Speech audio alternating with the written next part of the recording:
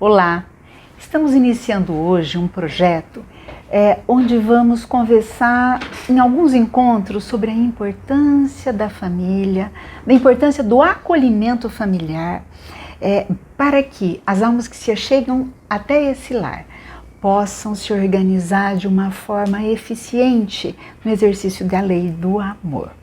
Então, nós vamos tentar entender a importância da família. É na família que nós precisamos desenvolver as nossas habilidades, porque é nessa família menor que a gente exercita o amor para a família maior, que é a humanidade. Para a gente poder fazer essas reflexões, a primeira coisa que eu gostaria de retomar com vocês seria a fala de Jesus, pontuada por Mateus no capítulo 22, versículo 34 a 40, quando ele foi inquirido sobre, se reuniu um grupo e eles perguntaram a Jesus para experimentá-lo. Jesus, mestre, qual é o maior mandamento? E Jesus pontuou que o maior mandamento seria amar a Deus sobre todas as coisas, de todo o seu coração, de todo o seu entendimento e toda a sua alma, e amar ao próximo como a ti mesmo. E disse que neste mandamento se resume a lei e os profetas. Nós entendemos, dentro da doutrina espírita, que fomos criados simples e ignorantes e que nós temos um começo e temos um fim, O início, criados simples e ignorantes, e temos um final, que é a perfeição relativa. Neste processo, precisamos, lenta e gradativamente, desenvolver e nos alinharmos com esta lei tríade que Jesus nos apontou. Amar a Deus sobre todas as coisas, desenvolvendo a fé, desenvolvendo a entrega, desenvolvendo a confiança neste Pai maior que nos ama e que nos provê de todas as possibilidades e todas as, vamos dizer assim, os instrumentos para que a gente exerça essa lei. Amar ao próximo, que seria nós podermos nos alinhar com todas as virtudes, nos afastando de todos os vícios morais, nos livrar da raiva, nos livrar do egoísmo, nos livrar do orgulho, nos livrar da inveja, do ciúme, do rancor, do melindre, e amar a nós mesmos, que significa nos potencializar, que significa nos valorizarmos, valorizar o nosso corpo, que significa querer ampliar as nossas capacidades cognitivas, valorizar a nossa vida, valorizar a possibilidade que Deus nos deu, quando nos criou, a possibilidade de sermos lá à frente co-criadores ao lado do nosso Pai. Então, para isso, vamos tentar conversar em vários encontros sobre a importância da família.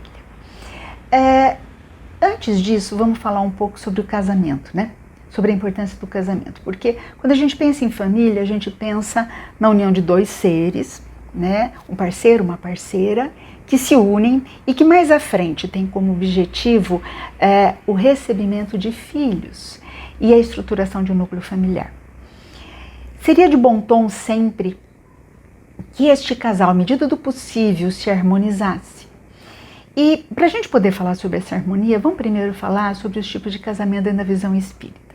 Então nós temos os casamentos acidentais, vamos dizer assim, que são casamentos que não haviam sido planejados no mundo espiritual. São duas almas que se desconheciam e que por eventuais encontros, quase sempre em nosso projeto, em nossa situação de desenvolvimento espiritual, quase sempre que se unem por conta de questões de sensualidade,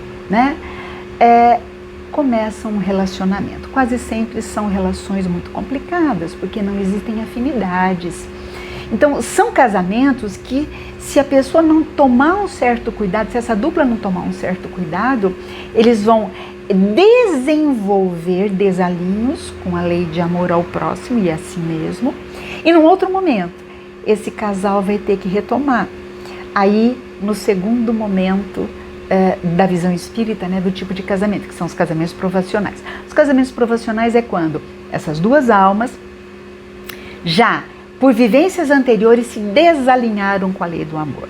Ocasionaram mágoas um no outro, lesionaram a vida afetiva um do outro, adquiriram conjuntamente comprometimentos que os faz retornar para se reequilibrarem. Quase sempre também são casamentos difíceis, de difícil harmonização dessa dupla. E aí um empenho maior de ambos para que possam fazer a harmonia imperar, para que possam fazer o amor vencer, o amor ser o tom maior para num outro momento receberem esses filhos. Bom, um pouco mais à frente nós temos os casamentos sacrificiais. Os casamentos sacrificiais são aqueles casamentos onde uma alma já desenvolvida, em um estágio um pouco mais avançado do desenvolvimento espiritual, assume o comprometimento de retornar com uma alma querida ao seu coração para ajudar essa alma a se realinhar com a lei do amor. Então são casamentos onde quase sempre impera uma certa harmonia, né? Visualmente, para quem vê de fora, né, a gente entende dentro dessa nossa perspectiva do prazer imediato, a gente entende que às vezes é um casamento de muito sofrimento, né? Mas quando de verdade são casamentos,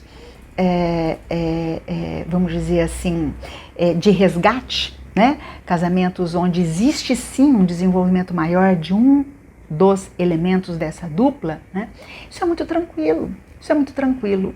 É mais ou menos a tarefa de uma mãe que consegue entender os desatinos de um filho. Isso não é sofrido para essa mãe, né? Outro tipo de casamento é o casamento de almas afins. O casamento de almas afins é aquele casamento onde duas almas já num patamar parecido, com muita identidade, se unem. Então é normalmente aquele casamento que a gente vê onde não existe discussão, não existe briga, onde eles têm a mesma ideia em relação a uma série de coisas, né? Onde existe a harmonia, onde existe o respeito mútuo. No estágio evolutivo do nosso planeta de provas e expiações, nós sabemos que boa parte dos casamentos são acidentais e provacionais. São poucos os casamentos de almas afins. E o último tipo de casamento que aponta a doutrina espírita são os casamentos transcendentais. Esses casamentos transcendentais são aqueles casamentos onde duas almas reencarnam já num patamar de evolução grande, né? Reencarnam com uma missão mútua. Um exemplo que eu tenho a dar a vocês seria a vivência de Allan Kardec com Amélie Boudet, né? É um exemplo de um casamento transcendental, né? De almas especiais que retornaram à Terra com o objetivo de cumprirem uma missão maior dentro da lei do amor.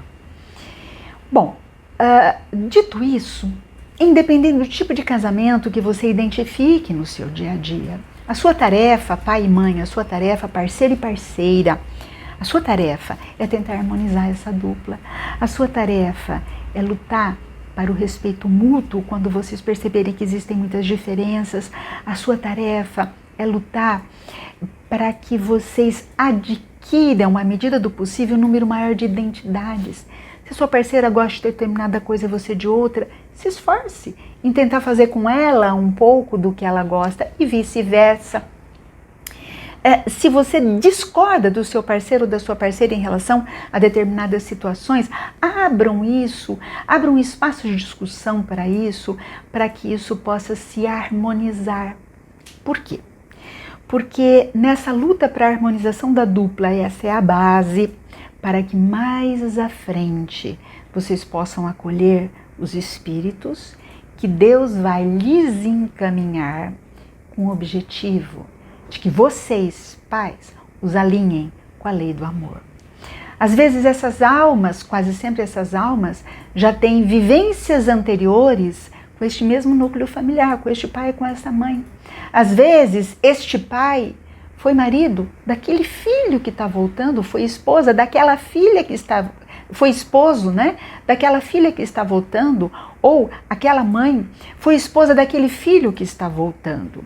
Às vezes aqueles irmãos foram duas pessoas que se ocasionaram muito mal e ocasionaram muito mal àquela dupla. Nós sabemos que no nosso momento evolutivo, todos nós temos débitos, né? A história da humanidade é a nossa história, então são débitos muito acentuados. E nós precisamos levar isso em consideração quando a gente entende o nosso comprometimento com a educação desses filhos, porque o lar é o primeiro ponto de referência da aquisição dos valores. Quando a criança nasce, ela nasce com a possibilidade de um esquecimento, e a possibilidade ela é mais plástica, né? Diz André Luiz no livro Missionários da Luz, né, que o reencarne começa na concepção, mas ele se encerra aproximadamente aos 7 anos de idade. Então, pais, do nascimento até os 7 anos, vocês têm a possibilidade de serem exemplo, de ajudarem este filho ou esta filha a introjetarem valores éticos, a introjetarem valores morais. Vocês são exemplos porque os filhos aprendem muito mais pelo que eles observam, pelo que eles veem de seu exemplo, do que pelo que vocês falam. Então, vocês têm a oportunidade ímpar de serem, sim, co-criadores. Eu entendo que a maternidade e a paternidade, em tudo na vida, né? A gente pode ser co-criador com o nosso pai. Mas um professor é um co-criador, né? É um co-criador que lida com ideias, né?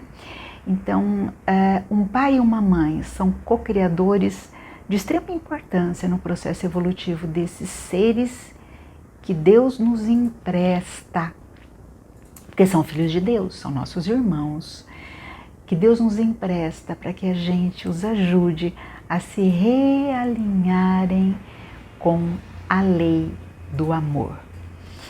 Então, vamos pensar com carinho nisso, vamos pensar com carinho no grau de comprometimento que nós temos. Porque dependendo dos valores que você, pai e você, mãe, conseguirem introjetar neste ser, neste período inicial, é com esses valores que ele vai arbitrar num próximo momento as situações que ele vai vivenciar.